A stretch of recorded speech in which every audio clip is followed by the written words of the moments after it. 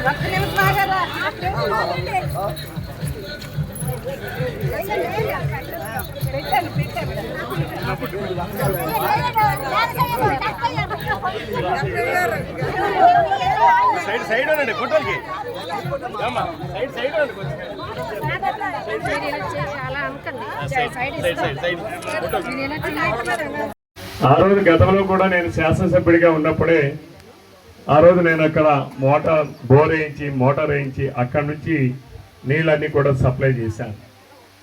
ఆ రోజు ఇక్కడ మీ ఊళ్ళో వాటర్ ట్యాంక్ లేదు. ప్రతి ఒక్కరూ మా ఇంటికి నీళ్ళు వచ్చేయాలనుకుంటారు. ట్యాంక్ ఉండేటప్పుడు ఇంటికి నీళ్ళు ఇస్తాం. ఇది డైరెక్ట్ పంపింగ్ అనమాట.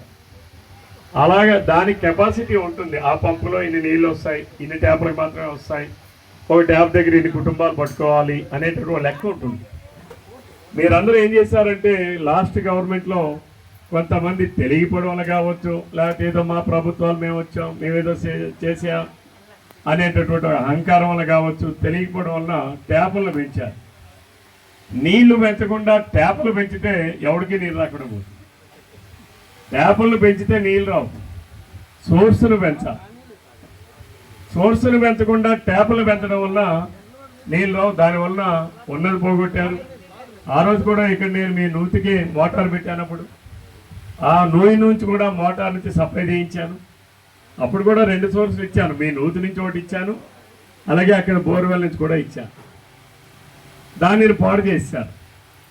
దానివల్ల ఇబ్బంది పడింది ఎవరు? మన గ్రామస్తులు. దానిని అందుకే మరలా ఇప్పుడు ఆ రోజు చూసిన తర్వాత వెంటనే ఆ మరుసటి రోజే దానికి నిధులు ఎలాగైనా శాంక్షన్ రావాలని చెప్పి నేనే ప్రతిపాదన పంపించి శాంక్షన్ తీసుకొని వెంటనే బోర్ వేయించాను. మీరు 20 రోజుల్లోనే బోర్ వేయించాను. సమయం పడుతుంది.